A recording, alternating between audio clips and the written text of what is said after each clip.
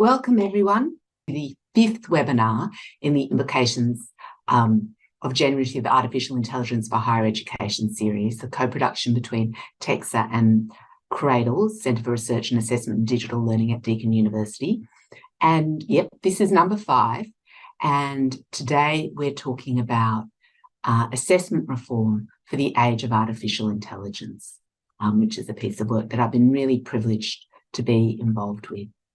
So, as always, I'd like to begin by acknowledging the traditional custodians of the lands on which I am at the moment, which is Wurundjeri country, Boon Wurrung country, and I'd like to acknowledge all the unceded land, skies and waterways in which Deakin students and teachers and everyone else come together as we learn and teach through virtually and physically constructed places across time. We pay our deep respects to the ancestors and elders of Wadawurrung country, Eastern Ma country and Wurundjeri country, as well as the traditional custodians of all the lands on which you may be learning and teaching, where education has taken place for many thousands of years. And in these acknowledgements of country, I think it's so important to actually think about what the fact that education is something that has happened for many, many thousands of years, and hopefully will persist in a way that is consonant with those great traditions, as well as looking at the amazing new innovations that the world is bringing to us. So today we have a panel to talk about assessment reform. We have Helen Ganneal, we have Jason Lodge, we have Philip Dawson, and we have myself, Margaret Bierman, and we have all been involved in constructing a set of guiding principles for the sector around assessment in the time of GenAI. And this is the agenda. I'm doing housekeeping right now, then there'll be some discussion of the process from both Helen and Jason, and then we'll talk about 2 principles. We'll provide you with 5 propositions. We'll have an open Q&A, hopefully for about 30 minutes, and then we'll come to next steps and close. There are 3 channels for conversations: the Q&A to ask questions of our panelists. Use the upvote function and not all questions will be answered. So if you want to ask anything of anyone in these screen boxes, that's where to do it. I saw someone say everyone else will be muted and will not be able to contribute verbally, but you can always use the chat. As you've seen, it moves ridiculously fast. It will be mostly unmonitored, and we won't redistribute it. I'll need links within it. And finally, you can always go to Twitter, or as it's now known, X, at Cradle Deakin, at TEQSA, and ChatGPT, at hashtag ChatGPT. So FAQs: is this recorded? Yes, it will be on YouTube. Will the slides be made available? Yes, we'll provide the slides and a copy of the draft Guiding Principles PDF. Will the chat be made available? No, it will not. Only the links will be circulated. Sometimes people put really interesting things in the chat and we will fish them out and circulate them. Is this webinar shorter? Yes, it's only 60 minutes. So we're already well on the way. So the first webinar, ChatGPT, in February. What do we need to know now? Then how should educators respond? Gee, it feels like a long time ago in terms of what we were thinking, although in some ways some of the same principles are holding true. We returned a few months ago to ask what we've learned, and then we brought in the research community to see what researchers need to know. And finally, this webinar, which is the product of, really an opportunity to share what a bunch of assessment, technology and AI researchers with an interest in higher education have brought together around assessment reform. So now I'm going to hand over to Jason. Jason, I will let you introduce yourself as well too, because I forgot to introduce myself. I'm Margaret Bierman. I'll come back. When I talk again, I'll introduce myself. Over to you, Jason. Helen's going first, Margaret. Oh, sorry, beg your pardon, Helen. That's okay. That's because I don't have slides. That's why it was confusing.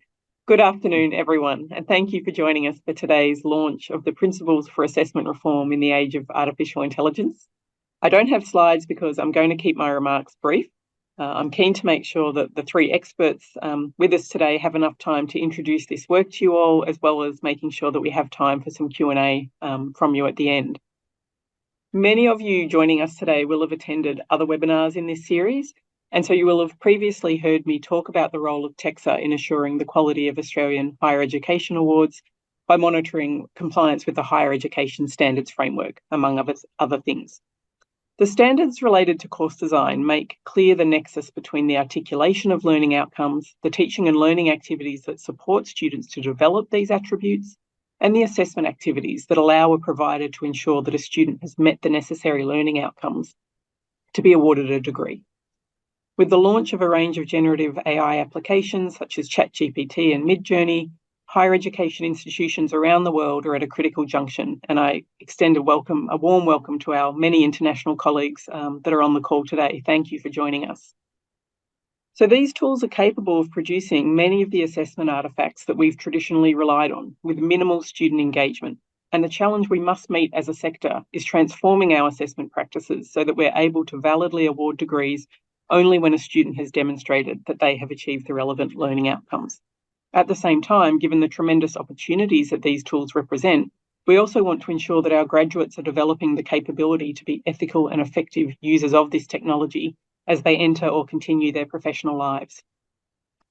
TEQSA, through the HEIU that I lead, also has a role in identifying emerging threats to the integrity of our higher education sector and working in partnership with the sector to mitigate these risks. And it's in that vein that TEQSA held an expert forum in Sydney in August to bring together 17 experts from our sector for a 2-day workshop to develop a set of guiding principles to support staff and institutions as they reflect on the integrity of their current assessment regimes and opportunities for incorporating genAI as part of their educational programs. As I pass you over now to 3 of the experts from this forum, I'd like to take this opportunity to thank them and all of the participants for their collaboration and leadership in developing this resource for the benefit of the entire sector. And similarly, I'd like to express my thanks to everyone joining this webinar today or watching it online later for your engagement and energy in meeting this challenge. Thank you. Thanks so much, Helen. We'll now hear from Associate Professor Jason Lodge from the University of Queensland, who led this work. Jason, I will start sharing the slides if you want to start talking. Thanks, Margaret. Hello, everybody. Once the slides do pop up, hopefully you can see them. There they are. I wanted to start just by talking a little bit about this image. Now, I think this image tells us a few things about where we currently are. Nobody's ever accused me of being an artist or being very creative in any way, but I made this image this morning in about 5 seconds. I think this indicates a couple of things, and it's really symptomatic of where we are. Firstly, I was able to do this without any talent whatsoever. Secondly, I think it also suggests that there are enormous opportunities in these new technologies that we're now starting to play around with and see emerge all over the place. We're going to spend a lot of time today talking about risks and challenges, and Helen's already alluded to that. But I think the opportunities are absolutely there as well. So in the longer term, AI is going to potentially be part of the solution to all of the issues that we're going to talk about, as well as the challenges that it's currently causing. On top of that, I think it's really important to recognise here that this is something that is indicative of our ability to be able to produce artefacts of various kinds, in this case an image, without having to go through the necessary work to understand what it takes to make a good image like this. And that really sort of captures the kind of difficulty that we're trying to respond to here. The other thing I would say is that this is not like a calculator. Some people have said that generative AI, we will adapt to it in the same way that we have adapted to calculators in the past. To use a calculator requires some conceptual idea of maths, and generating this image required absolutely no talent of me whatsoever. I had no idea what I was doing. I put a very short prompt into Midjourney and it gave me this image. It might not win any art prizes, but it's passable for this purpose. So we are dealing with something different, and we have heard about that through the webinars in this series and elsewhere. Next slide, please, Margaret. The other thing that we would say is that in the discussions that we have had that have led to the work that we're going to walk you through today, that this is all happening in a context where there are a number of issues and challenges facing higher education in Australia and indeed around the world. And it would be remiss of us not to mention some of those challenges, because they did influence our thinking in terms of the ways in which we're recommending these principles and propositions. Those include that there is a parliamentary inquiry currently underway around the role that artificial intelligence is and will play in education in Australia now and into the future. There is also a national framework that is mostly targeted on the school sector, which covers important issues around privacy, transparency, equity, and these are critical in our considerations of what it means in higher education as well. And of course, there is an Australian Universities Accord process currently underway. Now, this is all on top of the fact that over the last few years, during the pandemic and otherwise, we've experienced a period of significant change and immense challenges that, collectively and individually, many of us have had to overcome as teachers, as leaders, and as institutions. So all of this has impacted on our thinking that allowed us to arrive at the resource that we're going to talk about today. So the question is, what do we do about this? A few months back, myself, Sarah Howard from the University of Wollongong, and Jacqueline Broadbent from Deakin University sat down to really look at the options that we've got in front of us and think about what they mean over the short, medium, and long term. It quickly became apparent that ignoring this is not really a viable option. Banning this, which was one of the major responses early on, we saw at the beginning of the year that there were jurisdictions that decided to put a blanket ban on generative AI in many states in Australia. That ban exists still today in the public school sectors. But if you think about this, these are probably not viable options. This is a quite radical change to the relationship that we have with information. So ignoring this doesn't seem particularly viable. Banning these technologies means that we have to be able to police them. And if you're keeping up with the news, last week and this week, we're hearing stories about Microsoft embedding these tools now in the core technologies that we use day to day for our work, like Word and PowerPoint and Excel spreadsheets. So there's a bit of a problem there. Can we continue to use pen and paper exams? Well, yes, they will probably continue to play a role. Are they the only answer on the table? Probably not. So there is a question about when that is appropriate or not appropriate. Do we need to embrace these technologies? Again, given how deeply embedded they are within the work that we are likely to do and that our graduates will likely to be doing beyond graduation, it seems as though in the medium to long term, we do need to take these technologies seriously to help prepare our students for this world. Can we design around these technologies? Beginning of the year, some of them looked like they had significant weaknesses because they were drawing on information from the internet that is, let's just say, not as reliable as it could be. But as the technologies improve and students get better at using these technologies, the idea that we can design around the weaknesses of generative AI is becoming less and less viable all the time, which leads us to our last option there, and that is really to think about what we might do to reform the kinds of assessment approaches that we are using in higher education. And that's the option that we're really going to unpack for you today and in the resource that we've got for you to have a look at. And that was the task for this group that you see listed here. Amazing colleagues. We spent 2 days together in Sydney in August, and our aim with that, I should recognise also that Sarah Howard was one of the other leaders of that. She unfortunately can't join us today.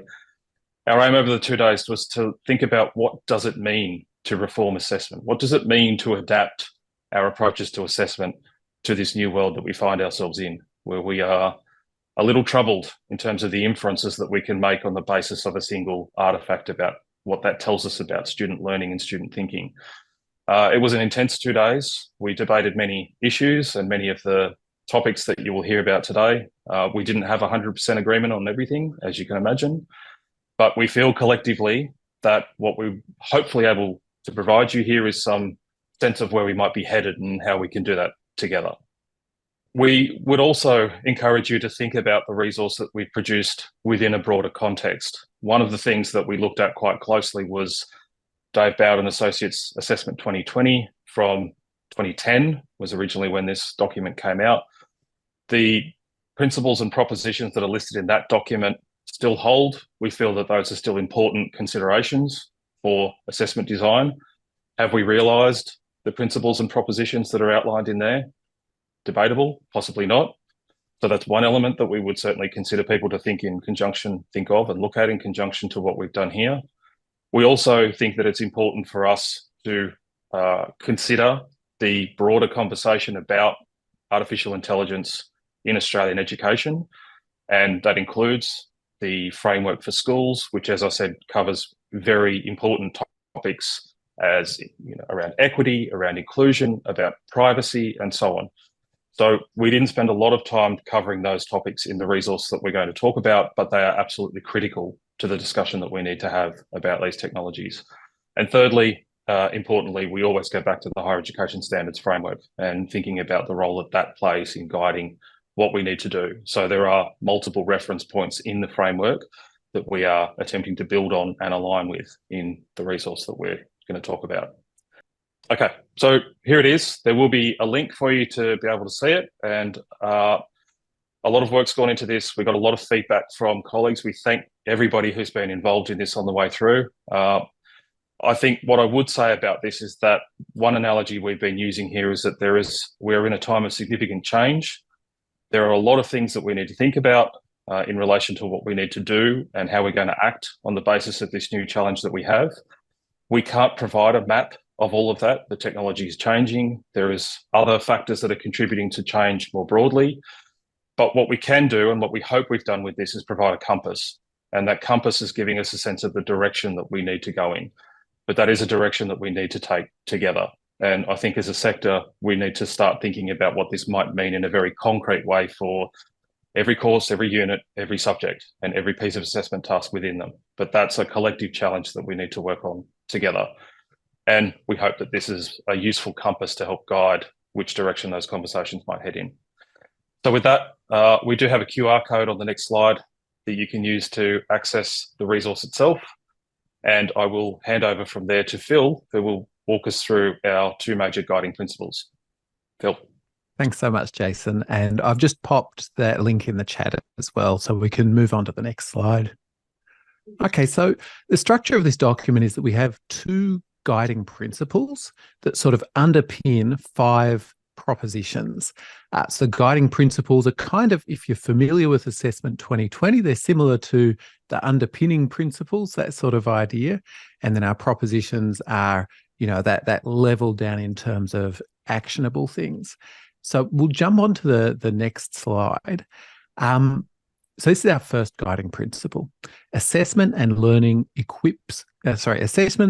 experiences equip students to participate ethically and actively in a society pervaded with AI. So there's a bit to unpack here. We've got this idea of assessment learning experiences being at the core, because this is a document about assessment, but also about the learning experiences. And it's this idea that the rise of generative AI doesn't just influence sort of how we assess or how students learn, but it also influences what is worth assessing. As we move forward, we may need to start questioning, do we want to keep assessing the same things? Are there new things we need to assess? Are there things we can no longer assess? This guiding principle packages in it this idea of ethically and actively participating in a society pervaded with AI. So this necessarily includes the ability to use AI, but also broader understandings of ethics, of the limitations and biases of AI, and the implications of AI.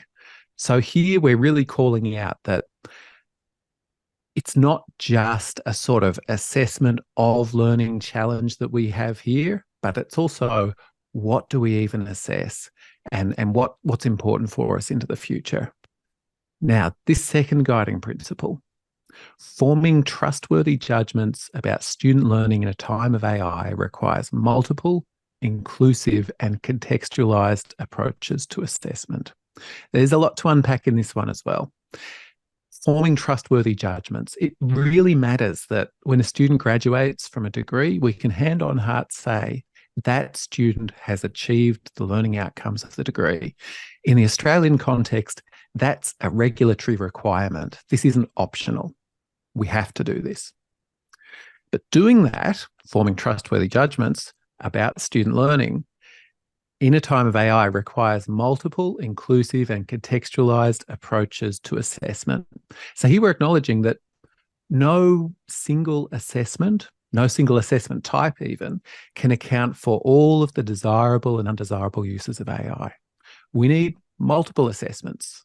They're going to take different forms, be different types.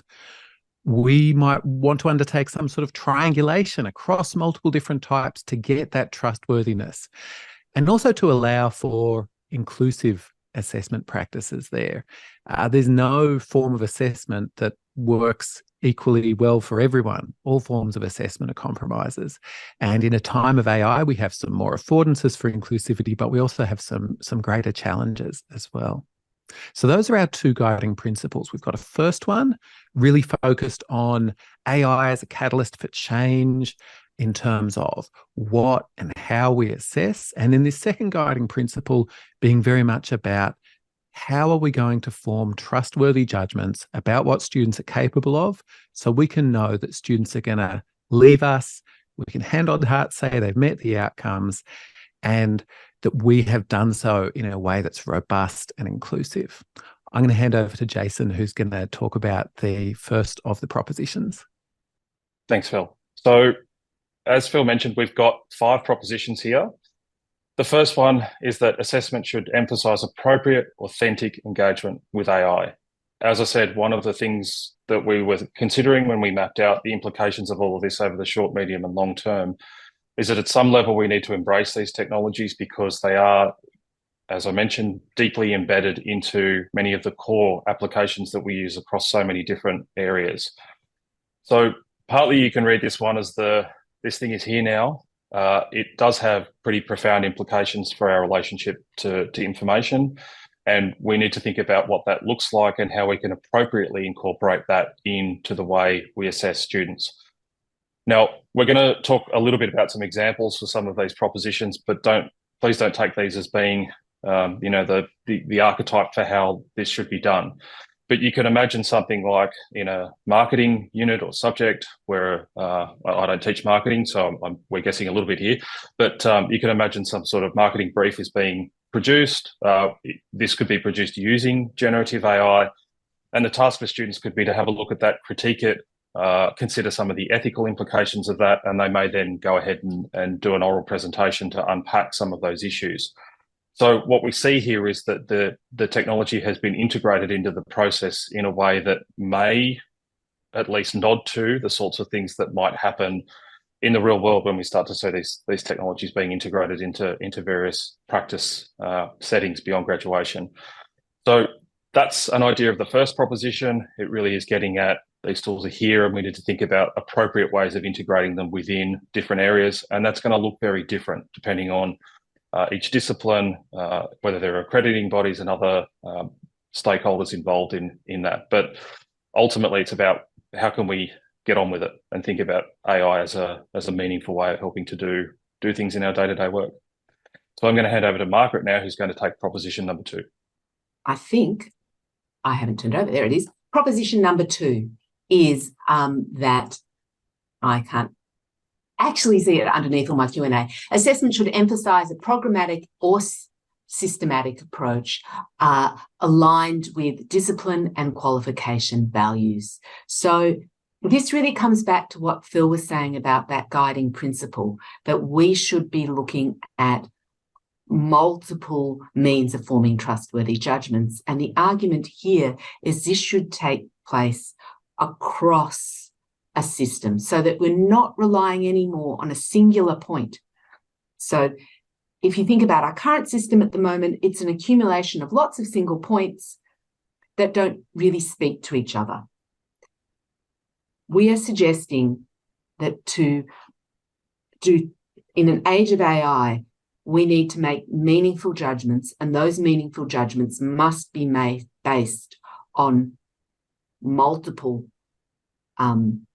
judgments about student progress, student performance, and this will lead to a certain form of trustworthiness. More than that, It also allows for assessment for learning, because when you have multiple programmatically aligned assessments, students have the opportunity to do a task, receive some comments about their work, do another task, iteratively improve what they do, and so on and so forth. So you have assessment here working in two ways. One, as more trustworthy, because there's more judgments coming in on a single topic, and two, because you've got the opportunity to educationally design in learning through assessment. Now, these types of programs are currently seen in health professions courses, most frequently medicine, talks about programmatic assessment. This is just an example. We wouldn't see the way that medicine does programmatic assessment essentially being the same as for other courses. And we'd also suggest that in Bachelor of Arts, Bachelor of Sciences, which aren't professional courses, you don't come out and you aren't something at the end of it, that it probably will take more of a disciplinary focus. So it might be assessment across a major. But the point is that we're looking holistically rather than at isolated tasks. Tasks are linked and the learning is linked. And this will help assure that a student can do something through these multiple different ways and moments across a course. I'm going to hand over to Proposition 3 back to Jason. Thanks, Margaret. Proposition 3, my personal favourite.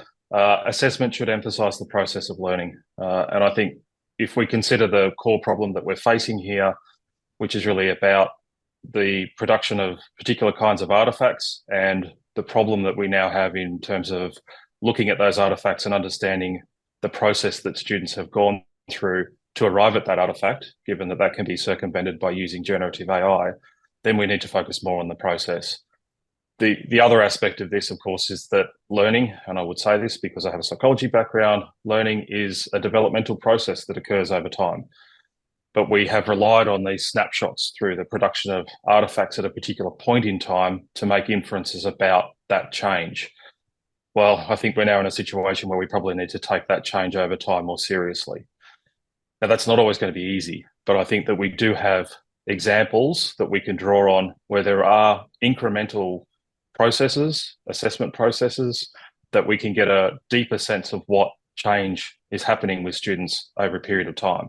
So I think about something like a science context where a student might be working on a particular project, as it may be, and the process is captured through something like a lab book. Can students use generative AI to produce that? Sure. Is it worth their while to do that when it's such an incremental thing and that there are artifacts that run alongside that? Well, the motivation probably becomes less for them to be able to do that. So it's not completely infallible, but I think we start to get a bit more of a sense of what the process looks like over time. The other thing I would say is that I think this is one area where the evolving technologies could actually help give us the more sense of what the process looks like over time for students and may actually help to bridge the gap between the artifacts that we now know that can be produced by machines and the processes that students go through to arrive at those artifacts. I'm going to handball back to Margaret, who's going to talk about Proposition 4. Thanks, Jason. So Proposition 4 is that assessment should emphasise opportunities for students to work appropriately with each other and AI. This proposition has three main elements to it. The first is opportunities. The second is work appropriately. And the third is each other and AI. And they're each important. The first and probably most obvious one is to work appropriately. So this means that assessments should, at the simplest level, outline what is permissible with respect to AI and what isn't. In any task, a student should be aware of what they can and cannot do within the bounds of permissibility in that task. Work with each other and AI takes that to a higher level of complexity and suggests that we're in a time where collaborative practice, whether it's person and machine or people and machine together, will be increasingly common in an age of AI. It's already pretty common now, and that our assessments should reflect this complexity. This means that we also need to articulate to our students what these collaborative practices might look like within assessment, and again, what those boundaries about permissible use might be. And again, we can come back to the ethical questions in that sort of permissibility, possibly even as well. And the final point in this proposition is opportunities.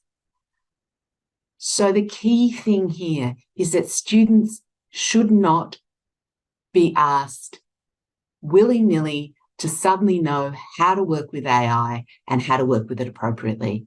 We are going to have to teach them. That means that there needs to be assessment, maybe non-graded assessment moments where we teach our students what appropriate is, what it isn't, what collaboration might mean in these circumstances, and how to go about it in a way that reflects all the complexity of the world that we're living in today. And I'm going to hand over to Phil for the final proposition. Thank you very much, Margaret. So our fifth proposition, which we just up on, here we go. Assessment should emphasize security at meaningful points across a program to inform decisions about progression and completion. So let's break that one down. Emphasizing security. This is the recognition that there will be some moments where we need to see what students can do without artificial intelligence. And we need to have some ways of stopping them from using it. This is not to say that is all moments. This is not to say that all disciplines have some of those moments, but a lot of disciplines do have outcomes they need to see demonstrated certain times without AI. So how do we do that? We don't lock down everything. We find those meaningful points across the program. And when we say program, we mean the degree, to inform decisions about progression and completion.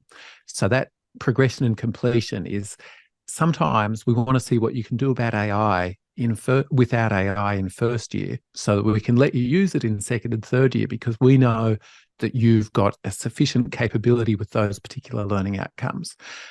And completion, we don't want to give you a degree if you haven't demonstrated certain outcomes without AI that really matter to our discipline. So this really addresses the programmatic issue again, the idea of dealing with this across a degree program. And it also, to a degree, can address some of the issues around resourcing difficulties. So it's not feasible to, say, have an interactive oral assessment in every unit of study in every degree. However, it's probably possible to do it at certain targeted points across a degree where we say, no, this moment here, it really matters that we know what the student's capable of. And that's if interactive oral assessment is the best approach. There may be other approaches that you think for your discipline are the real high security approaches. So an example that we have in the document is of a Bachelor of Science course that notices they've got exams in first year and second year, but none in third year. And they look across it and they think, actually, we want to assure those final year outcomes, but we're okay if we take more of a learning focused approach in first and second year. So they actually get rid of most of the exams from first year because those don't matter for certifying the degree. And they say, let's try some other multi-method assessment across the programs, but maybe we'll still have one exam per major in the first year. So this is about really looking across that degree program and deploying those expensive, resource-intensive assessment security approaches where they really, really matter. So that's our final proposition. And I'm going to hand over to Helen, who's going to talk about the consultation process from here. Thanks, Phil. So I do hope that those presentations have given everyone a really good sense of the work and the thinking that went into crafting these principles. They are draft principles because we now want to pass them over to you to get your feedback on them. The consultation is open until the 20th of October. You can find more information about the consultation on the TEQSA website, and submission is via email to the integrity unit at teqsa.gov.au. So we really hope that wherever you are around Australia and around the world, you can take the time to share your expertise and your thinking with us to make the final propositions even stronger. So to help guide this and keep this process manageable, we'd like you to craft your submissions around these 3 questions. 1, what feedback do you have on the 2 principles and 5 propositions? So some fairly broad room there to give us your thinking. 2, thinking about the application of these principles and propositions to your specific context. Do you have examples of where these will work or not work? And we're really keen to understand the discipline angle there, as well as the size of institution and a whole range of other things that might have occurred to you as you're listening. And thirdly, what do you think needs to happen next to support the required change in the sector and/or at your institution? Thank you, and I'm looking forward to the Q&A. Thanks so much, Helen. I am just going to stop sharing the slides and we'll start answering questions because we've got quite a few. Could I ask all the panelists to turn back on their cameras and we'll get going with the Q&A. So aside from the outstanding question of why does a robot need pants, which was the most upvoted question for a long period, we've now got a question from Matthew Hillier. While not directly an assessment per se, do you think a GenAI literacy framework needs to be articulated? This is to underpin the change in the practice of learning L&T. Matthew takes a broad view of literacy. Does anyone have a comment on this? Otherwise, I might channel Sarah. Someone else might wish to channel Sarah. You go for it, Margaret. Okay, You channel I'm her. going to channel Sarah. I've noticed that Sarah really, and I can see Paul has responded in this way, talking about digital literacy. And I think that's really where a lot of this has landed, is that GenAI literacy will sit under the broader digital literacies and data literacy sort of framing, is from my discussion with Sarah, because a lot of the overlap between data particularly and GenAI is really striking. So I know that she talks about GenAI capabilities and then talking about digital literacies. And it's also because in some worlds, literacies don't just mean reading, they also mean writing. So that's also another point going in. So I think that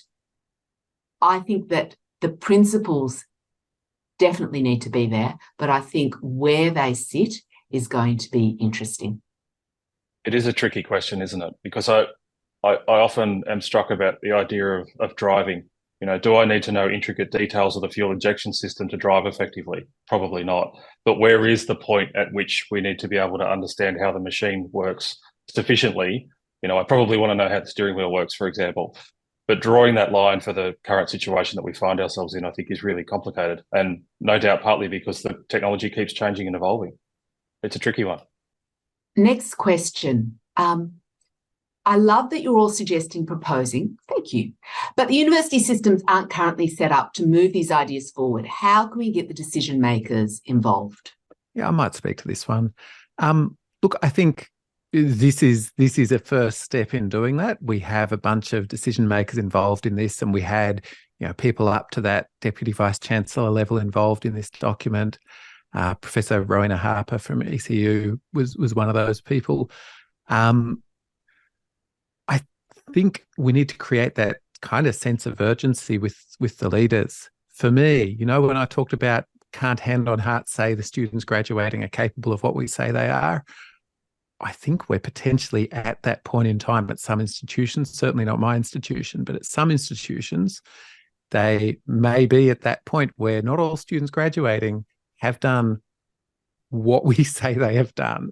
And we need to raise that sort of compliance regulatory sort of risk with them, because I think that's a language they speak in addition to the wonderful lofty sort of language we speak. I think, Helen, you might have some things to say on this one as well.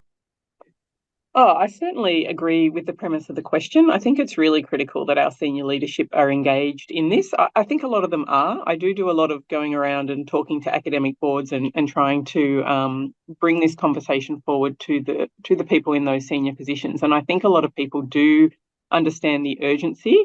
I think what people are cautious about, and Rowena Harper articulated this quite well in one of the early webinars, is people are cautious of being the early mover. They want to see sector-wide movement and adoption. And that's partly, as you said, Phil, that's the first step we're trying to achieve, is to make sure with something that's kind of so new still and evolving so rapidly, can we try and provide some guidance as people move forward to hang their hat on something? As we did our national roadshow for the Deterring and Detecting Contract Cheating, in every city we asked people, what are you thinking about with GenAI? And overwhelmingly, we need help to rethink assessment was what came through loud and clear. So we're really hoping that by publishing these and then inviting the consultation, we're going to get that engagement across the sector. Yeah. I think there's going to be more on this to come. I think this is going to be one of the big burning questions of what happens next, and really comes to the idea that we're laying out here principles and propositions rather than what is done. Please, people are typing some questions in the chat. Pop them in the Q&A. Can I just, Margaret, just before you go to the next question, I just wanted to address something in Matthew's question and a few of the comments coming through. I do think, and I've sort of been saying every time I go to an academic board, that it's really, really critical that institutions demonstrate leadership and resource, and I mean resourcing. With that, we have to lean into professional development of staff in this. If we're going to be asking them to change their practice and make all sorts of judgments that they haven't been used to making, including what's the appropriate use of GenAI within my task, we've really got to support that and scaffold that transition. So I think that professional development is going to be critical.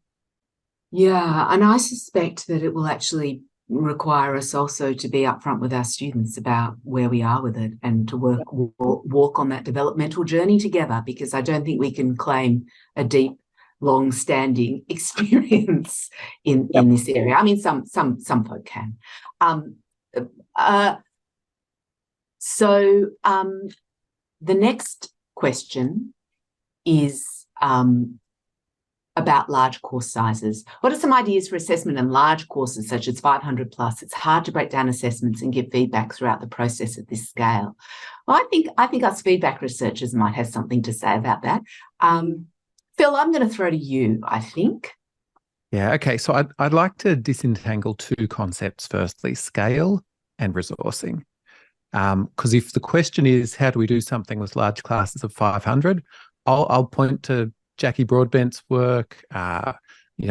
She's managed to give wonderful course design where every student gets feedback on not just where they're at, but where their work is with respect to their previous work. And it's audio feedback. And the audio feedback gets moderated by other people who get audio feedback on their audio feedback. And that's all possible because the institution's not trying to scrape out a whole bunch of cash value out of the large class. They're resourcing it appropriately. So there's a real difference between teaching 500 people with the resources it takes to teach 100 and teaching 500 people with the resources it takes to teach 500 people. So I guess I'd just really point to that. I'd also say a lot of our efforts in feedback, particularly, are wasted efforts. And there's a lot that can be done to invest in what we'd call feedback design. So doing things like getting students to make specific feedback requests and then targeting your feedback efforts to those specific requests rather than telling them things that might not be particularly useful for them. A whole bunch of things in the Feedback for Learning project, that's feedbackforlearning.org, led by Professor Michael Henderson from Monash, that show people doing things in classes of thousands along these lines. Yeah, for those of us feedback assessment researchers, where we think that there are plenty of good examples out there about how this can be done. But I think this comes a little bit through to the next question from Annette Kunders. How do we support staff through these changes to get buy-in and prevent burnout? Anyone want to take that one? Jason? I'll have a crack at that one. I think Colin's partly answered it in the responses underneath there. I think we need to lower the barriers to change as much as humanly possible. And I think the more examples that we can collect, the easier it will be for people to be able to see the possibilities that are on the table. My argument would be that wouldn't it be great if we could do that collectively rather than each faculty having to do it, each school having to do it, each coordinator having to do it. I think the more we can set up to work together to try and figure this out, the better resources we can develop. And then I think we can start to see that the change that is required here, it's still going to require a change. There might still be a bit of pain, but I think if we work together rather than this idea that we're all competing with each other, then I think that will help get the right resources to the right people at the right time. But I'll get off my soapbox for the afternoon. Yeah, I mean, I was just going to make the point that I find it difficult to imagine people embedding this in anything other than a really systematic and institutional or bigger kind of scale. We need institutional leadership. We need credible action plans. We need to know that these things are actually happening, that someone's monitoring them, and that support and resourcing is being provided. And I think that has to be done at an institutional level, because ultimately, as Phil said, it's an institutional risk. They are required under Australian legislation to ensure that students have met the learning outcomes. And GenAI is fundamentally disruptive. So we can't just continue to pretend that it's not here. I probably have a slightly complementary view on this one, which is that I think that, and I study change and a little. And also I have, although not recently, studied faculty development and so forth. And I think that we must not also lose sight of the grassroots. So what people do on the ground is really important. We have to leave room, if we have templates and support teams, for people on the ground to contribute their ideas and their solutions. It's really important. Yep. I think that institutions are going to lead, but they also need to follow to a certain extent as well too. And they need to follow their staff. Not all together, staff won't have all the answers, but it's got to be a grassroots. It can't be top down or bottom up. It needs to be something in the middle. And yeah, I agree. That's my soapbox as well too. No, I agree. And I think the student voice is really important in this as well. Yeah. Especially this, I think they're already using it a lot more than a lot of academics or a lot of institutional leaders. Yeah, and I think also attending to the diversity as well. So we're going to have some staff that will find it easy, some that will find it hard, some students that will find the changes easy, some students that will find it hard. But I'm really taking chair's prerogative now. So I'll move on to the next question, which is I'm interested in how uni systems have been and can be set up to manage multi-point assessment across a course. I'll answer this then a little bit. So the most I know about these is in healthcare and having seen multi-point assessments. And I would say that there is a key challenge, and the challenge is not over bureaucracy. So you need to walk a line where you manage things but don't manage them too tightly. In most medical education courses, honestly, people just use an Excel spreadsheet. It works perfectly well. The biggest problem in managing multi-point assessment is logistics and consensus. And that sounds like they're easy words to say, but they're actually quite difficult to do. Herding academics is more difficult than the uni systems. That's been my observation of this work in practice. Yeah, anyone else want to join in on that? Yeah, I'd point to Romy Lawson's OLT fellowship from a while back on assuring learning. Some of the papers suggested that a lot of the challenges were logistical challenges. So this is hard stuff to do. I think we shouldn't view the 100% full-blown programmatic assessment or nothing as some sort of binary. I think sometimes we can get into that sort of thinking and go, well, not resourced to do programmatic assessment, so let's give up. You can do it for one outcome that really matters for your course, and you'll be better than you are now. Grab that outcome that you say it's the key thing. Have a look at the existing units, have a look at the assessments, and just ask yourself, if someone passed all these units, got a 50 in everything, can we hand on heart say that they've met it? And if the answer is no, what are some easy wins that would make us more confident? You can do this in small steps. It doesn't have to be a radical change to full programmatic assessment. I also want to emphasize that these are propositions. They're not, they're the aspiration. They're where we're heading. In Jason's words, it's a compass, not a map. So let's treat it as a compass. I think that these systems are really important, but we do have time to work out how the logistics will run. Things don't need to be done all at once. I think this is probably the last, we might have time for two more. This is from Rebecca Audrey. Do you think that AI and GenAI need to be treated separately? AI is already embedded throughout so much of what we do every day. Couldn't agree more. And it's usually based more on improvements to existing things we are doing. Whereas GenAI provides information for us based only on a prompt. What are your thoughts in using the two terminologies? We did have a pretty robust discussion about this, didn't we? I have thoughts. I think we need to partly separate the kind of acute problem that we're dealing with right now from the longer term things that we need to consider. Yes, people are using the terminology interchangeably, but I think that, you know, we're talking about a range of technologies here and not just a single thing or a small group of things. The acute issue that we have, I think, is largely related to GenAI, which is why we've mostly spoken about that in the resource, but we also had an eye to what this is going to mean over the longer term as we talk about AI more broadly. But yeah, again, it's tricky because the terminology is experiencing quite a lot of slippage all the time. Margaret. Yeah, my view is that we go for the broader term. I think that the focus here should be on the principles, not the technologies. The technologies will change. We're really talking about things that do cognitive work. And I think everyday AIs actually do work like Google that we don't talk about enough. We don't talk enough about what impact that has on how information is provided. This is back to the whole digital literacies thing again. And so by broadening the scope, I think we can attend to some of the assumptions we're making about everyday AI. And when that point comes, when GenAI might feel like an everyday AI, that will be more attentive to some of the things that we might be overlooking. That's my strongish view. Anyone else?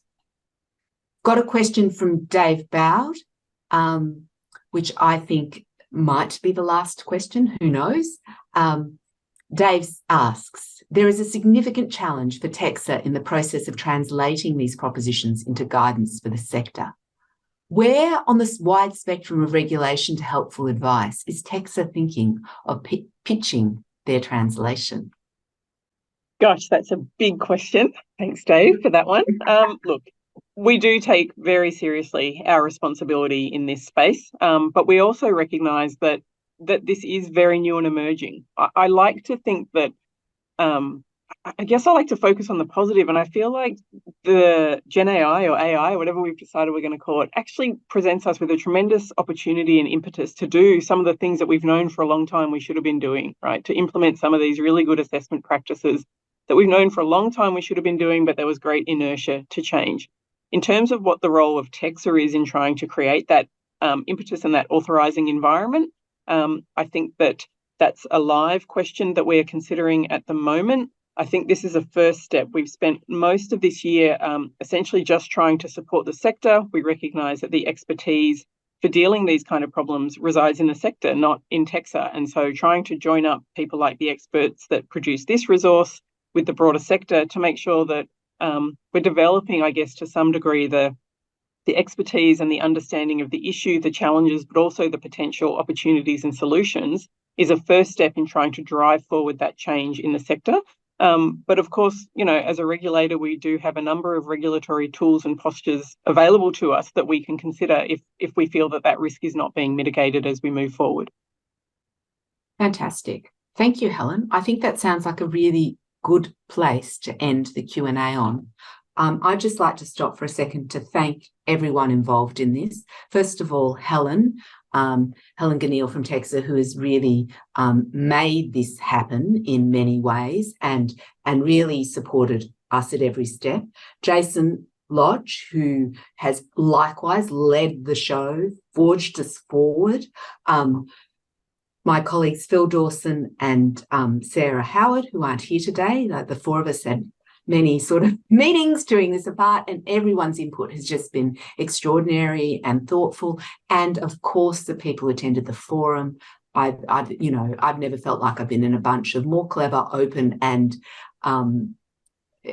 inquisitive people in my life. It was just an absolute joy, and I'm sorry that more folk couldn't join us.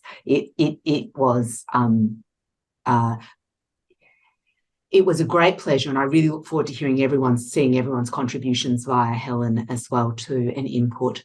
So thanks to everyone involved. Really looking forward. Please provide your contribution. We'd love to hear what you think. And all that remains now is for me to do some plugs for the next CRADLE seminars, which are on authentic assessment. Anyone interested, with sort of a bit of a segue here. We've got Karina Damsha talking from the University of Oslo. We have an expert panel on how can we strengthen relationships between authenticity and future practice. An expert panel on what is the role of digital in the authenticity of assessment. And I think Phil will pop the links in the chat right now. So please,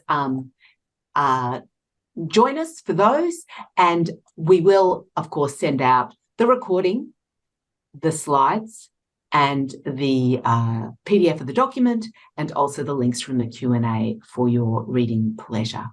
Thanks again for joining us, and we'll see you next time. Thanks, everybody. Thank you. Thanks, everyone.